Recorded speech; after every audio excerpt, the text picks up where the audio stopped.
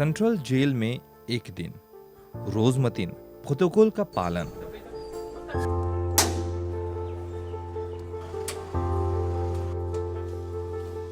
हिया दितेनी रिमांड पर हवंजा ई द्वार के ई पार जिंदगी अलग है जेकर में हिम्मत और उस साहस बा ऊ अपन नवा जिंदगी के सक्यन से अपनाए। Le jour qu'ils m'ont fait rendre ici, m'ont fait perdu mon famille.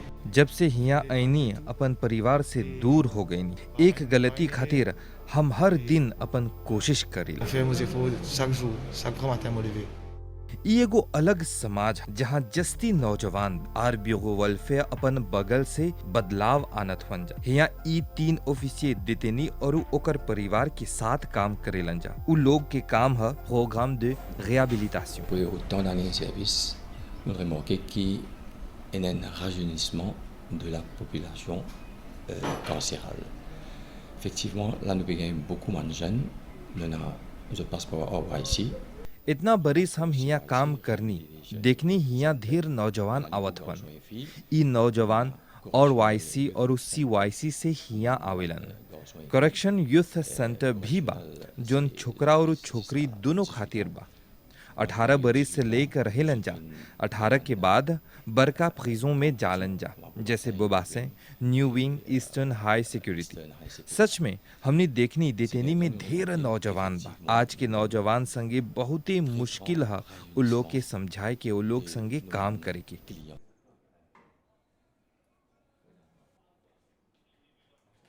C'est un regard qui se paraît d'une PAD, mais nous là, en tant que welfare officer, pour nous ramener à la réalité. C'est pas la fin du monde pour nous faire comprendre et à travers nous un programme ici, nous mettons. Nous avons beaucoup de programmes de réhabilitation qui nous fait comprendre pendant ces 3 jours d'induction là. उ लोग के आँख में देखबा तब बुझाला उ लोग पेरदी होल हवन जा। हमनी उ लोग के समझाइला जा ई लाफें जुमून नहीं हा। उ लोग के ई बतलाइला जा और हिया के प्रोग्राम के जरिए समझाइला जा। प्रोग्राम de réhabilitation में l'éducation बा काहे कि हिया क्लियन लोग उ लोग के क्लियन हमनी बोलिला जा काहे कि क्लियन लोग पढ़ल लिखल नहीं हवन जा। त मिनिस्ट्रियल एजुकेशन से ऑफिसियर आवेलन जा कक्षा ले खातिर ढेर देतेनी अपन जेफो करेलन जा। आज उ लोग सक्यन सा अपन नाम लिखे कोनो लाभों के फॉर्म सक्यन सा भरे और दूसर प्रोग्राम बा जैसे vocational training, program de réhabilitation et construction des meubles। ये काम खातिर देतेनी के एगो सालिया भी मिलेला। Et puis, nous avons, disons, nous avons les autres programmes réhabilitation en termes de programme et nous avons un vocational training.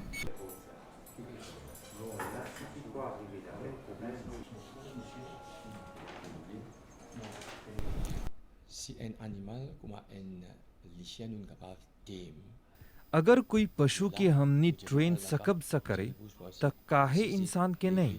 यही खातिर हमनी वेलफेयर ऑफिसर हिया पर एक काम करेला जा।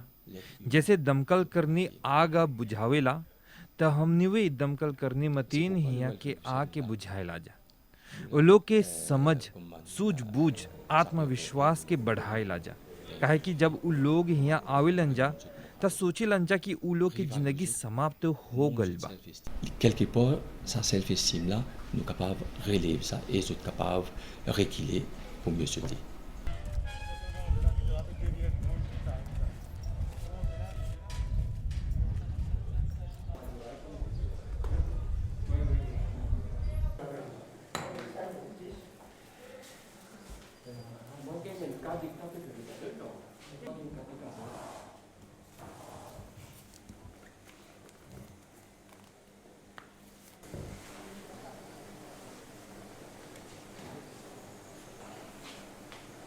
Et quand je viens là, je trouvais que je viens dans notre monde, j'étais un peu dépressif, j'étais l'état d'esprit, ce qui j'étais envie d'exprimer eux-mêmes, j'étais envie de gagner un traitement médical. हमने हिया आके देखनी जा कि वो लोग तनी सुन डिप्रेसिव हो गए हवन जा जैसे वो लोग एगो दुनिया में आल हवन जा। उ लोगों खोजे लंजा की जोन थ्रेतमा में जिकाल जेल के भारा मिलत रहल उही थ्रेतमा अंदर आके मिली। आगे मेतादुन के थ्रेतमा नहीं रहल, लेकिन जैसे मेतादुन शुरू होल त ट्रैफिक इलिसिट जैसे लातरोग प्रिजों में बंद होल। हाल ही सिगारेट के हमनी बंद करने जा जो न काफी हद तक कामयाब होल। ओ लोग के एटीट्यूडवे बदल गल बा। मेतादुन संगे ओ लोग निमन से रहे लंजा, निमन से खा लंजा, निमन से सुते लंजा। ओ लोग की वजन भी बेहतर हो गल बा। एक दो बार ऐसा होल कि जब कोनो क्लियन हिया से निकले लंजा तो कोनो कारण से फिर से जेल में आ लंजा तो हमनी के बोले लंजा कि उ लोग लातोग नहीं लेवे लंजा। जब हमनी मेतादुन दे लाजा तो एगो मेथड अपनाए लाजा। हमनी ई देखी लाजा कि उ लोग मेतादुन ध्यान से ले हवन जा और उ पीले हवन जा। उ लोग के हमनी बतियाए के बोली लाजा। जे उ लोग के गला तनी सुन भारी बा या फिर बतिया नहीं सकत हंसा करे तो हमनी बोली लाजा कि निमन से मेतादुन चाहिला पिए के, तब उ लोग यहाँ से जा लंजा। Si waze di sikit envoyé, ça veut dire qu'on a méthode sur la bouche, officiel de nino aval tout, recauser, là étant dit causer ni clear qui so speech bien bon, ni make sure qu'il finit bon sur méthode. Et pendant que trafic du tout dans la prison. ओएनजी के काम बहुत ही खास है और देतेनी की जिंदगी में बदलाव आने लंजा, सहयोग करे लंजा। Travail d'un ONG avec une unité dans la prison, ça va faire 9 ans que moi je rentre dans la prison, moi je fais une thérapie. 9 बरिस हो गल बा हम हिया प्रिजों में काम करेला, देतेनी संगे ओ लोग संगे थेरापी करेला। ये एगो बहुत ही नाजुक काम है काहे कि हिया उ लोग आवेलन जा जिनके जिंदगी में स्ट्रेस बा, स्ट्रेसे हवन जा। अपन लाखों के केस हारला के बाद हिया एगो नवा दुनिया में आवेलन जा त दिमाग में ढेर चीज आवेला, सुइसाइड जैसे सोच आवेला। त ऐसे व्यक्ति खातिर चाहेला काउंसलिंग करे के और उ निमन से अपन जेल के जिंदगी जियन जा। Très important, oui. Moi, extra content, moi, moi, travaille là, moi, fais tout prison, moi, travaille tout prison. Et comme moi, capable de moi, faire.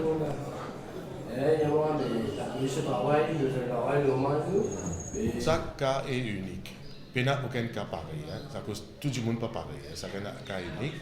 हर एगो का अपन आप में यूनिक है, कोनो बराबर नहीं है, हर आदमी बराबर नहीं है। बकिर हमनी जब ओ लोग के सुनी लाजा तो ओ लोग के एगो सुलाजमो मिलेला और हम अपन तरफ से ओ लोग संगे सीखीला काहे कि ओ लोग के जिंदगी में कौन ऐसन बात रहल जेकर से ओ लोग लादोग में पड़ गल, कोनो क्राइम कर ले हवन जा, चोरी कर ले हवन जा। ई सब अनुभव के बटोर के हमर दूसर काम में ई सहायता हुई। Pour capable d'aider les autres.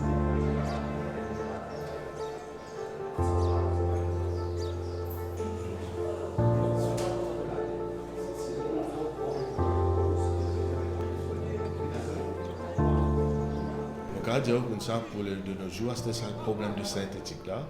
Et quand tu vois qu'il y a un problème de brown, il y a une grande différence.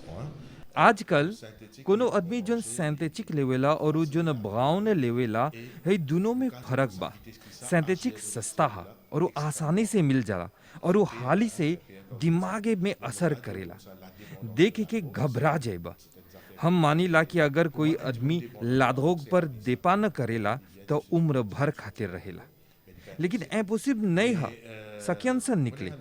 काल ही हम प्रिजो मादाम में रहने एगो ऐसा का होल कि एगो मादाम हमरा बोलक जे तू लादोग के एक बगल में रखबा और दूसर बगल में भगवान तो उ लादोग के चुनी, ऐसा डिपेंडेंस crée कर लेबा। Et qu'il y en a beaucoup de gens qui ne peuvent pas résister ça la drogue là, et ça amène eux à la prison et amène eux à faire un vol, tout ça là, disposer à la drogue.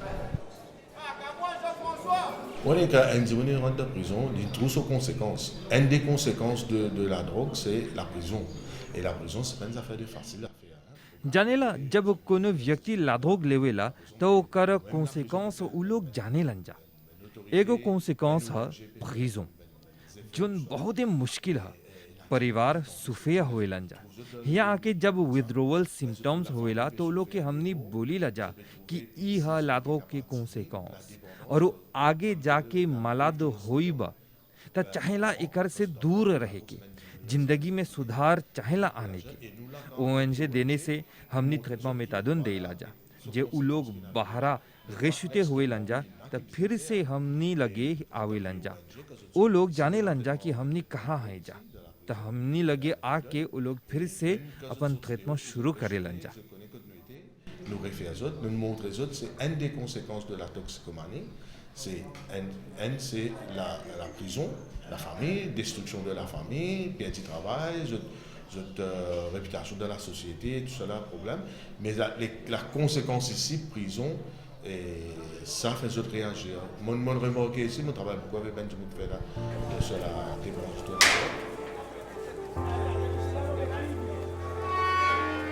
ये कार्यक्रम के दूसर भाग में prison central में हमने देखब जा कैसे सेंट्रलोचिस्ट काम करेला।